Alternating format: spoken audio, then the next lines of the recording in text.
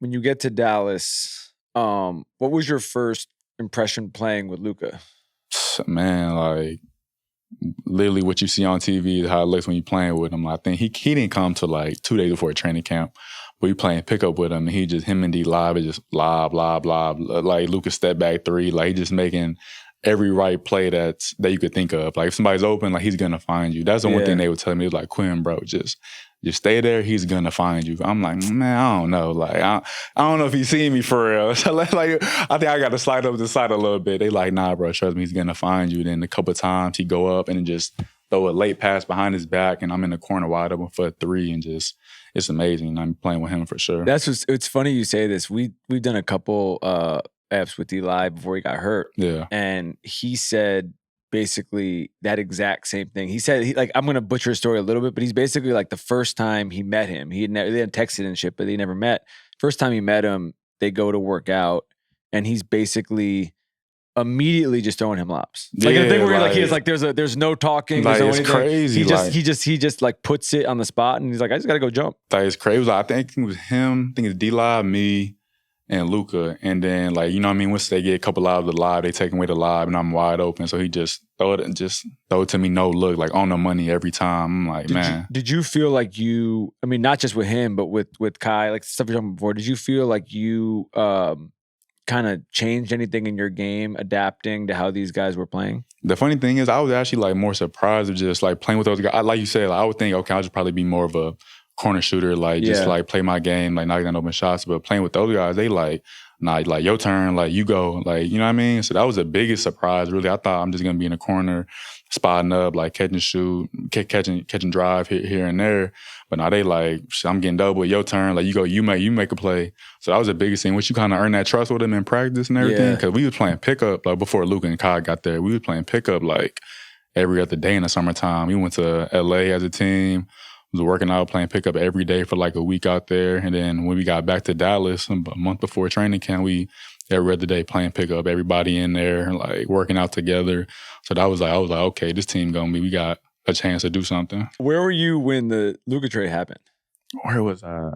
Oh, I was in my hotel room in Cleveland. I had just ordered some room service. Had got chicken wings. I'm chilling. And then it was funny, like, you know how like you got your friends that like, if one of them was calling you, like, why they calling me? Like, I should probably pick this up. And then when the trade happened, like around like 11:30. Yeah, it was late because I was in New York. It was late. It was like 11:45. Yeah, midnight. it was like 11:30, 11:45. And then my man calling me. I'm like, why he calling me? Like, I'll just probably answer this real quick. There's a FaceTime, and all I like to hear him was like, his audio wasn't working, and he like, you traded Luka. I'm like, what? He like, Luka got traded. I'm like, stop playing with me. Like, what you mean Luka got traded?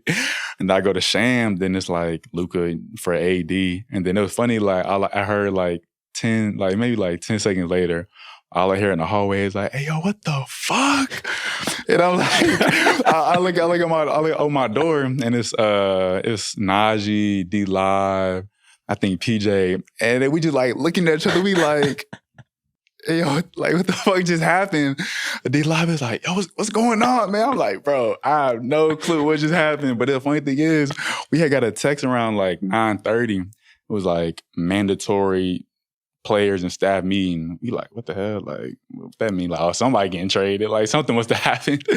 And so that happened. But now once I heard the AO, like, what the fuck? I was like, oh yeah, like, this is really crazy. How long did it take you that night for it to sink in?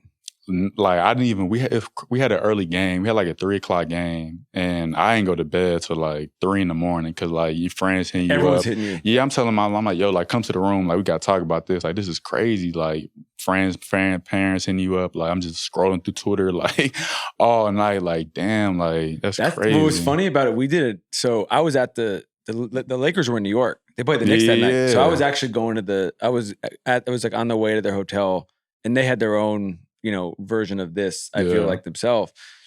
We did an ep a couple weeks ago with Shams, and he was talking about it, and he was like, my hands were shaking and shit. It was crazy. It feels like everybody had this thing where you are like, it's a where were you moment, and when you're in it, it becomes even weirder because everyone's hitting you, and you're like, I don't know. Yeah, it's like I can't do nothing about it. I just found out when you found out. Like, it is what it is. But now we found out, I was like, this is crazy. So the timeline in between you get traded on the deadline. Nah, it was like 2 days before deadline. Whenever Luka got traded, and I got traded like 2 days after that. And at that point, are you here? Is there any part of you that is like, you think that you're next, or is it just kind of like? It was like once, I think we talking about it a little bit with a couple guys on the team. We was like, Luka got traded, anybody could get traded now. Yeah. Like, you know what I mean? You think certain guys are untouchable, and then that happens, and then you just like, I mean, if anybody's expendable now, you know what I mean? Like, it is what it is. I didn't really think it would be me.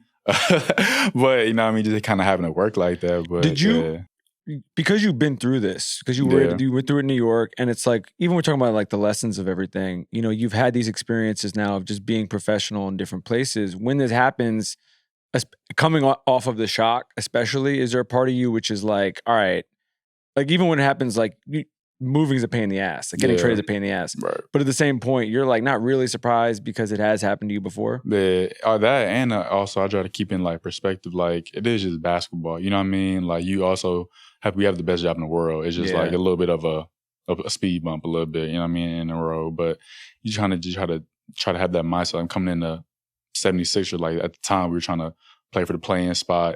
And I was like, okay, just come in. Like I'm gonna have even more of an opportunity now with this team to try to help and contribute in a way. So I was just like, it's just basketball at the end of the day. We all run the same stuff. Like it ain't gonna be too much. And also you get here and like I got the numbers. I don't even want to bore you reading them because this is your life. But like you get here and you immediately start fucking hooping. That's how it just becomes a thing. Because it's literally like, it's like this dude is like had his moments in Dallas. And it's like you have these things where like the percentages are great. But even literally just like the shot attempts, like everything about it is like, oh, it's almost like a different player in a way. Was that besides the obvious minutes and an opportunity thing, which are things you can't really control, did you feel like you had any kind of like shift in your mindset or anything in terms of like, you mentioned the play-in, but also just like, this is a team in a little bit of a different situation. You don't have a Kai, you don't have a Luka at that point. You know, there's been a ton of injuries and everything.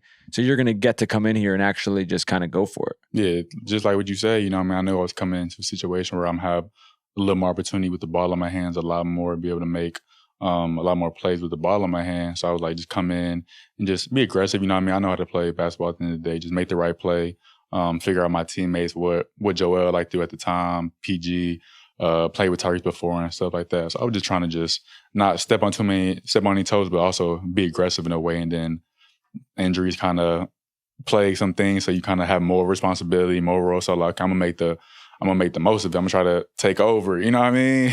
You're not that online, but did you follow how pissed the Dallas fans were getting when you would go? Oh, no, I saw it for sure. I saw it all. Like I still see it. Like, you know, it's like every time you go off, it would be like a meltdown. It would be like it's like, oh, like Q has 42 tonight, and it's like you got higher ratings in Dallas. Exactly. I'm like, hey man, like I didn't make the call with the trade. Like, I just play basketball at the end of the day. But they show a lot of love. You know what I mean? They're a great fan base. They ride it out for their team, their city. But Dallas was a good time for sure in that little stint I had.